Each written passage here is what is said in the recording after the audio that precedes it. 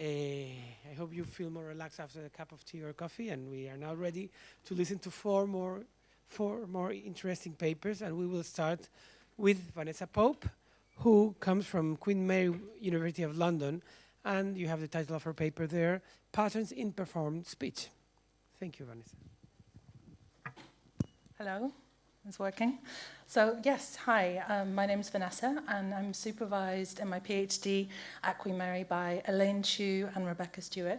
And I'm going to talk to you about patterns and structure in performed speech. So hopefully a refreshing change from music for you.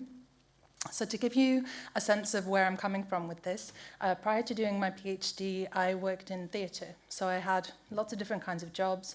I operated subtitles, I was a stage manager, and I directed cabaret shows. So I've spent a lot of time listening to performers repeat their speech and relying on it in terms of its timing to press buttons and to make the show move forward. So hopefully from the presentation on Monday, you have a clear sense of the importance of expressive speech and the ways in which melody and timing can change the meaning of words.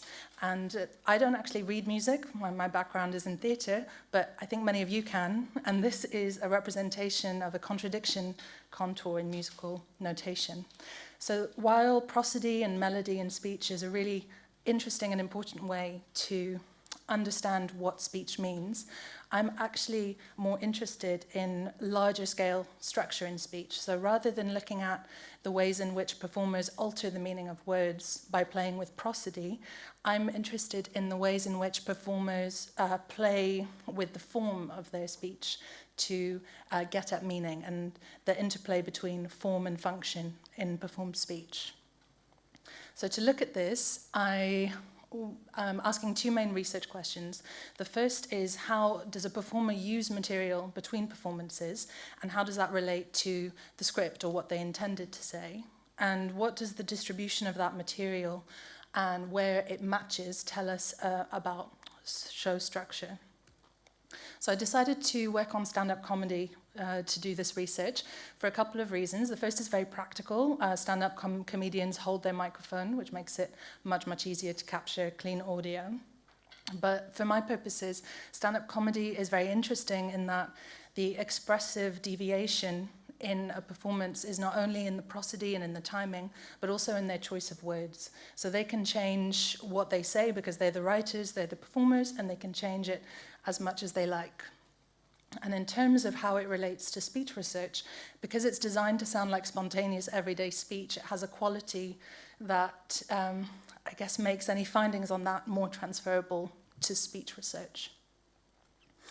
So I'm looking for identical patterns across different performances of the same show by the same performer and looking for areas of consistency. And I'm checking this on two different representations. So the first is the original text, so what they planned to say versus what they actually said, and then on transcripts of the shows themselves.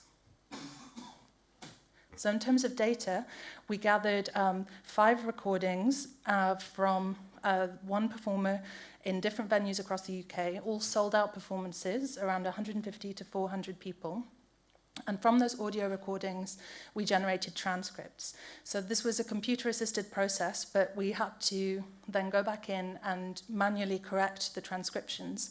Interestingly, one of the big corrections that we had to make was adding in disfluencies, false starts, all the kind of expressive features of language that are sort of taken out when people do speech to text. So ums, ahs, filled pauses, mistakes, all of that was put back in. And the comedian kindly provided their written text. It's worth noting that it was their most recent version, but is already 6 months old by the time we gathered the recordings. So before I launch into an analysis of a whole section of the show, I just wanted to give you a flavor of what it's like. So I'm going to play the same joke at 2 different performances, and this is the text from the performer's script. This is Sarah Pascoe. In the olden days, in the 80s, there was a system, wasn't there, where like a man would buy dinner and a woman would put out Now, I'm not saying that I agree with that system. The idea that a woman's economically dependent on a man is terrifying. The idea that a man expects sex just because he's paid is awful. But what is worse is that it doesn't work the other way round. And this is in another show. In the olden days, in the 80s, there used to be a system, didn't there, where a man would buy dinner and then a woman would feel obliged to put out.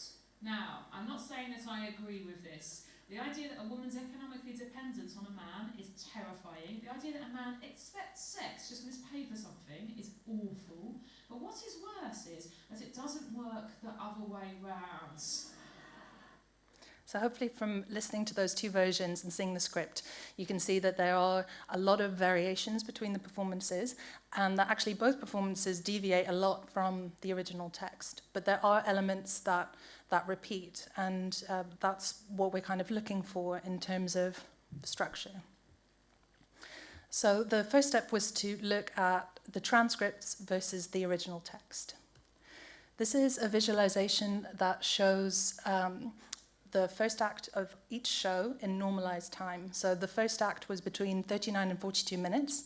So for the purposes of this, it's roughly 40 minutes along the x-axis, and each colored bar represents an exactly matching subsequence between the transcript and the text. So that's when it was directly lifted from the performer's script. We only found 13% of performance time was accounted for using this. And remember, one of the reasons for that is we added back in all the disfluencies and errors, the kinds of things that you wouldn't find in the text. But even though it doesn't cover much of performance time, you can already tell certain things from looking at this. So the first thing is it looks like there are two main columns of content from the script that have been taken through. The other interesting thing is these sort of blank patches that are proportionally roughly the same length in performance time throughout all the shows. They're not accounted for in the text, but it does kind of suggest that something has been inserted and is there in every performance. The other thing that you can see, so I should mention that these shows took place over a 2-month timescale. By show 3, you can see that there's another insertion that remains in subsequent shows. So perhaps that's a section of text that was added and maintained through the performance. So when we look at the transcripts, you get quite a different picture. So the first thing is a lot more of it is covered. So when you match the transcripts to one another, you find that around 40% of the verbatim transcripts match. And this includes disfluencies and errors in performance. So around 7-8% of the matching subsequences contained a filled pause that was in exactly the same place. So that kind of thing. So this visualization shows you the chronological matches between the subsequences, and the black lines indicate the match. So again, in the same way, we can see slightly different things. So the top of the show, the very beginning of the show, this is maybe the first minute, appears to be sort of consistently different because it's not maintained between shows. If you're familiar with stand-up comedy, usually the performer will launch with something specific to the venue, something that makes a joke about the audience, how far it is from the station, that kind of thing. And what we can also begin to see are unexpected differences. So if two subsequences were right next to each other in one show, then they're split apart in the next one and then return back together in the one after to produce a kind of bowing. That suggests that that was something that was added that maybe didn't work, or it was some kind of unexpected difference. If you remember when we looked at the text to transcript matching, there were these gaps with nothing in them that kind of appeared, these emerging insertions.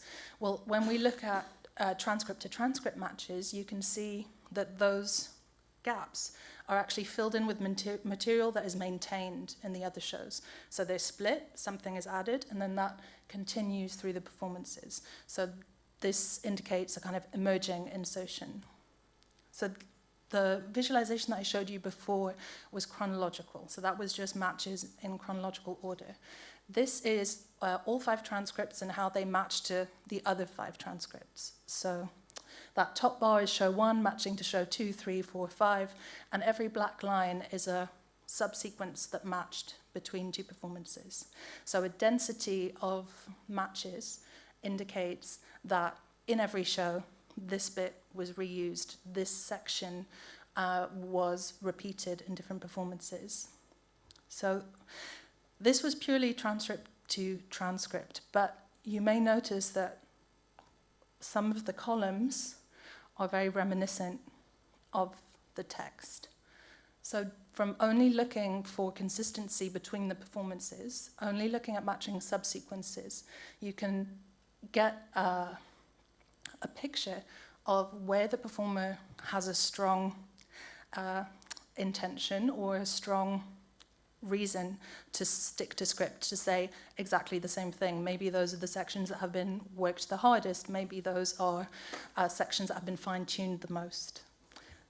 So what we've learned from this study is that a comedian's speech is much more consistent between performances than it is between text and performance. So it looks like the comedian has a sort of another score that they're operating on. So it's not the script itself, but there's some kind of intermediate level that they are using as. It's not notated, so I can't call it a notation, but they have another kind of speech score that they're working with. And that speech score includes their disfluencies, their errors, their ums and ahs.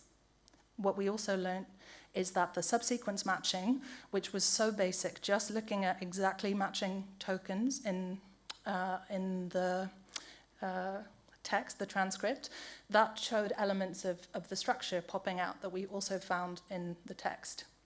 And my interest from my background in theatre is to prove that, that performers and speech performers are operating a level of craft that is similar to music performers, for example. And I think this starts to show how precise, how tight something that even as apparently effortless as stand-up comedy is. So I hope that I've shown that.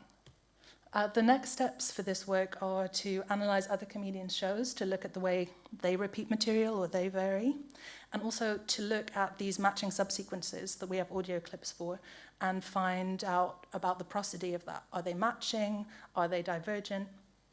And it's worth pointing out as well that although this is a study of stand-up comedy, it's a very generalizable methodology. So it can, this kind of looking at consistency and variation to identify patterns in speech, that can be applied to any other type of performance, or performed speech, I should say, where people vary their material but are intending to convey the same thing. So political stump speeches, changes from town to town, but they have central messages, lecturing, storytellers, devised theatre, those are all other types of performed speech that this could be applied to.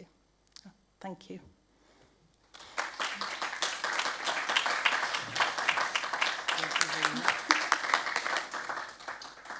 Well, fascinating, the kind of research you're doing, and thank you for keeping the time as well.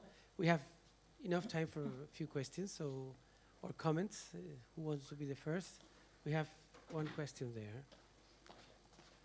Yeah, wait, we need the mic. Oh, this is recorded. Yeah.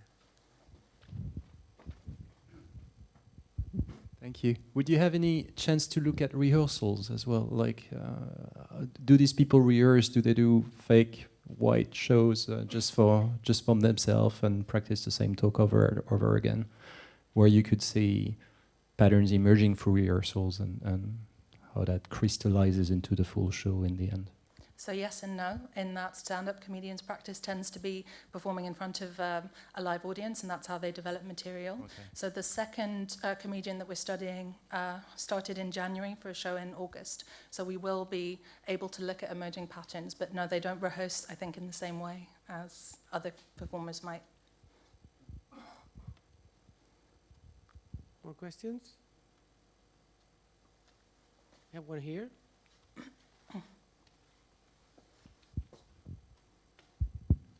Such a cool talk. I'm interested to know, are you looking at the how you encode the audience clapping and laughing?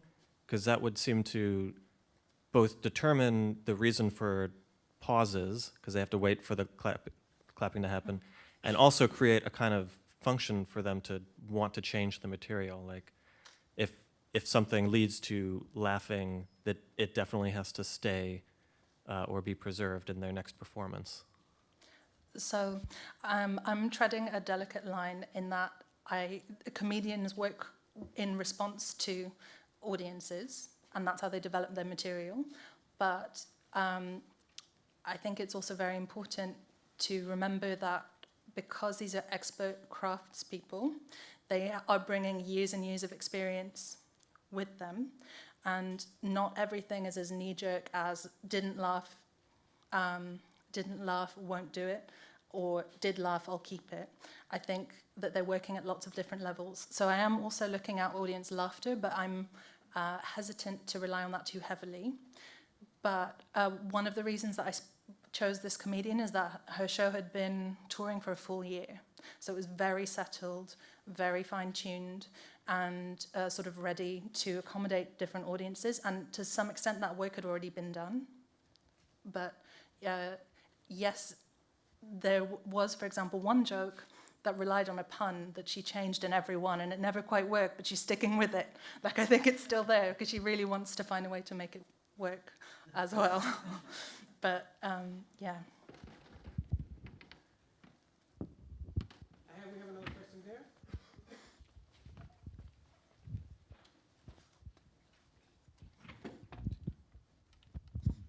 Yeah, very simply. Have you talked about your results with her?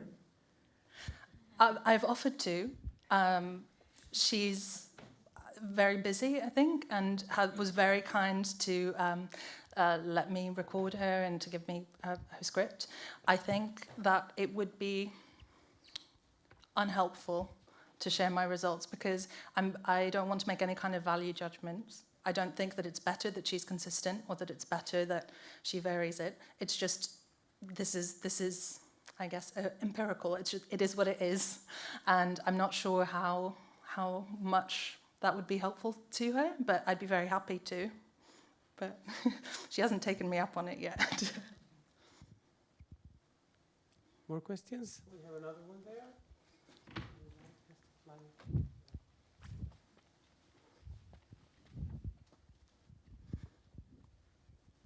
Thank you. Just a simple question. Do you plan to generalize your results to other speakers to find things that they do similarly or differently? Yeah, and all of the code is completely generalizable. It just relies on someone going back in and manually correcting all of the transcripts. That is the only, if there were an army of people who were willing to correct the transcriptions, it's super quick because it's very basic computational work. But yeah, we are going to look at different comedians, and I hope to see really different patterns and to get different types of structure that they might be working with. More questions? I will make one final question. What I find very interesting is how this can reveal the way memory works, because it shows that the repetition is never the same. Mm-hmm. And I guess that a good part of the changes are deliberate, but others are probably changes that happen unconsciously, and you change one word with another. And do you have any feeling of that? To what extent some changes are just a matter of memory and some are intentional? That's a very difficult question.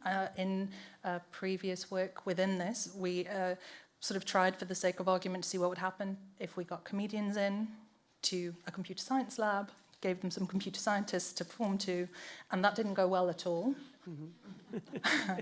Obviously, but it did give me an opportunity to interview some of the comedians afterwards, and I think, which is true of many performers, they don't really know what they're doing, and they change their answers when you're speaking to them, not because it's just a process that operates on a different level.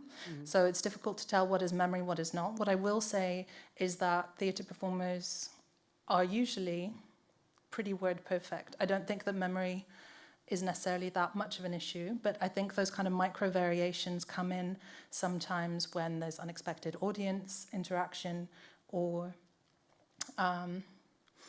Or I think it might be more of a cognitive chunking thing, if anything. Just like, this is this section, and then there's a breather, and then something else. It's just less memory, more chunking, maybe. Well, thank you very much, and we'll finish with this. Okay. And thank you, Vanessa. Thank you.